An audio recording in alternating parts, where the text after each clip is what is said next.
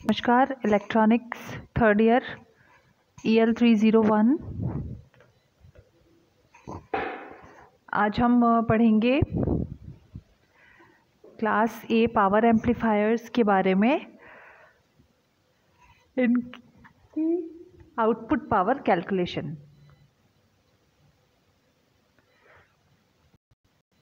बात करते हैं। फिगर ए में आपको दिख रहा है सर्किट। ये सर्किट है जब हम क्लास ए पावर एम्पलीफायर, जो डायरेक्ट कपल्ड क्लास ए पावर एम्पलीफायर है, उसकी आउटपुट पावर कैलकुलेट करेंगे तो इस सर्किट की हेल्प से हम कैलकुलेट करेंगे। यहाँ कलेक्टर एंड पर आप देखें, हमने कलेक्टर के साथ सीरीज़ में लोड रेजिस्टेंस लगाया है और ये कॉमन एमीटर कॉन्फ़िगरेशन है। आउटपुट हमें एमीटर कलेक्टर जो है जंक्शन से प्राप्त होगा।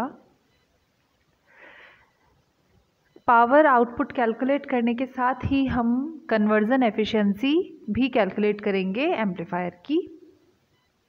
कन्वर्जन एफिशिएंसी होती है जब पावर एम्पलीफायर की हम बात करते हैं तो पावर एम्पलीफायर का फंक्शन है कि वह इनपुट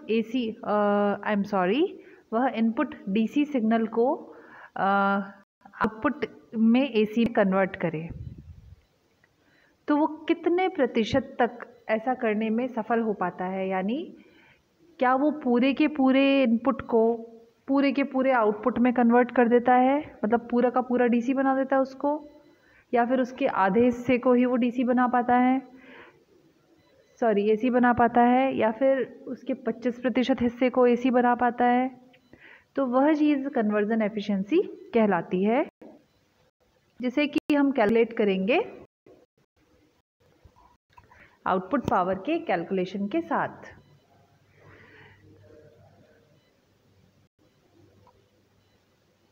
यहाँ मैं आपको बता दूं कि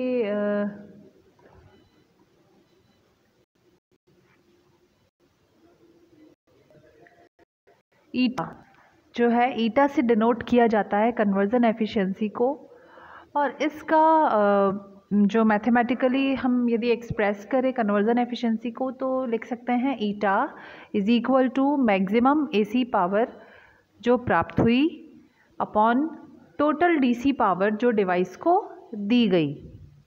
ये होता है कन्वर्जन एफिशिएंसी। अब हम बात करते हैं direct coupled class A amplifier की।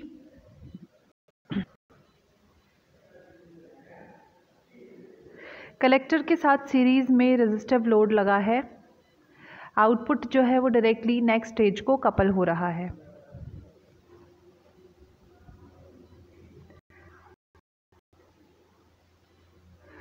बायसिंग को इस प्रकार एडजस्ट किया है कि ऑपरेटिंग पॉइंट मिडल में होगा,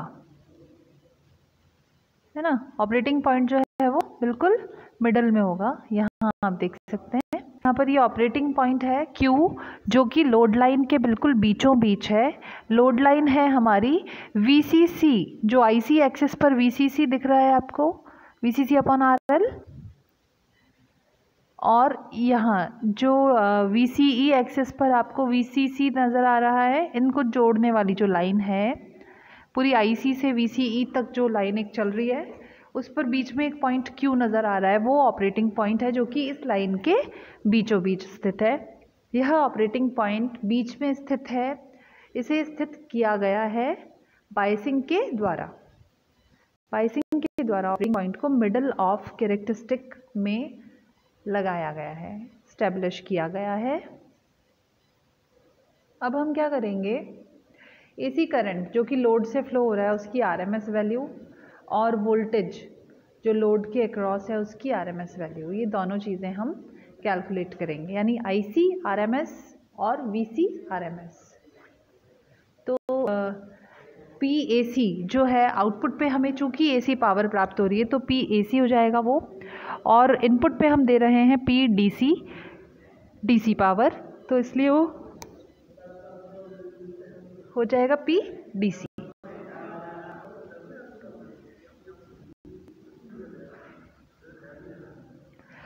PAC हो जाएगी IC इंटू VC। अब हम बात कर रहे हैं आरएमएस वैल्यू की, क्योंकि एसी सिग्नल के लिए जब भी हम कैलकुलेट करते हैं कोई पर्टिकुलर वैल्यू तो हम आरएमएस सिग्नल लेते हैं, बिकॉज इसकी वैल्यू फ्लक्चुएट होती है, मतलब वेरी करती है, साइनोसॉइडल फॉर्म में चलता है ये। तो मैक्सिमम एंड मिनिमम वैल्यूज़ होती हैं, एक फिक्स वैल्यू तो होती नहीं है इसकी, इसलिए तो हम एसी पावर क्या हो जाएगी, आईसी आरएमएस इंटू आरएमएस।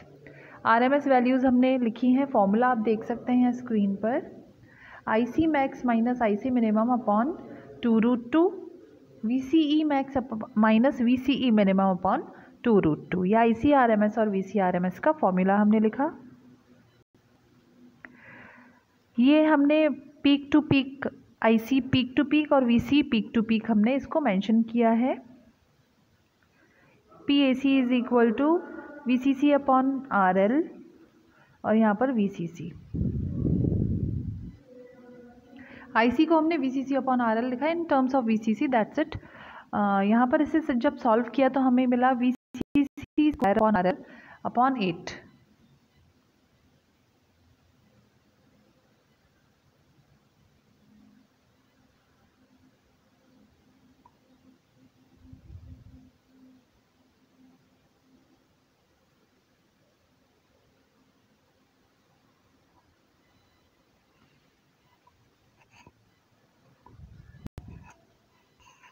तो DC पावर जो है वो हो जाएगी VCC इंटू ICQ।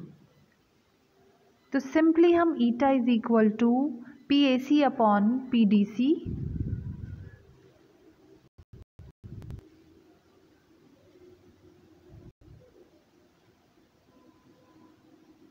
ठीक है। PDC क्या है, VCC इंटू ICQ। तो ईटा क्या है, PAC upon PDC। Simply value substitute की है हमने,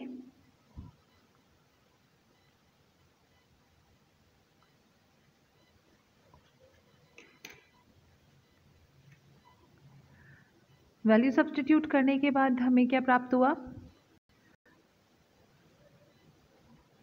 जब वैल्यू सब्सटीट्यूट की हमने तो हमें ईटा क्या मिला, 20%। देखते हैं कैसे, ये देखिए eta is equal to VCC square upon 8RL VCC dot VCC upon 2RL। Value substitute करी हैं हमने, इंटू 100 करा, कैलकुलेट की परसेंटेज, तो लगभग 25% हमें प्राप्त हो रही है इसकी कन्वर्जन एफिशिएंसी। अब जो टोटल पावर है, टोटल DC पावर जो सप्लाई की गई थी पावर सप्लाई को के द्वारा, वो P in DC is equal TRDC plus PLDC in the form of heat plus P0 AC।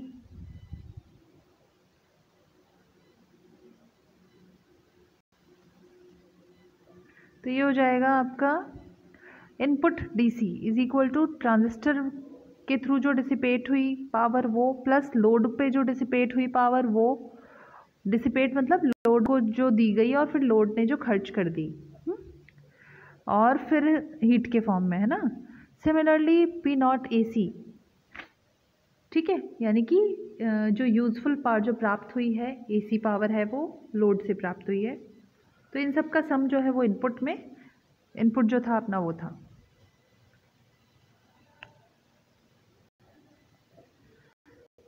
Output की value equal to VCEQ, PDC is equal to VCC dot ICQ equal to 2 VCEQ into ICQ। तो हमें calculate करना था output power, जो कि हमने calculate किया, और कन्वर्जन एफिशिएंसी जो कि 25% हमने कैलकुलेट की है, जो class A large signal power amplifier की कन्वर्जन एफिशिएंसी होती है। नेक्स्ट क्लास में हम देखते हैं next topic according to syllabus. Thank you.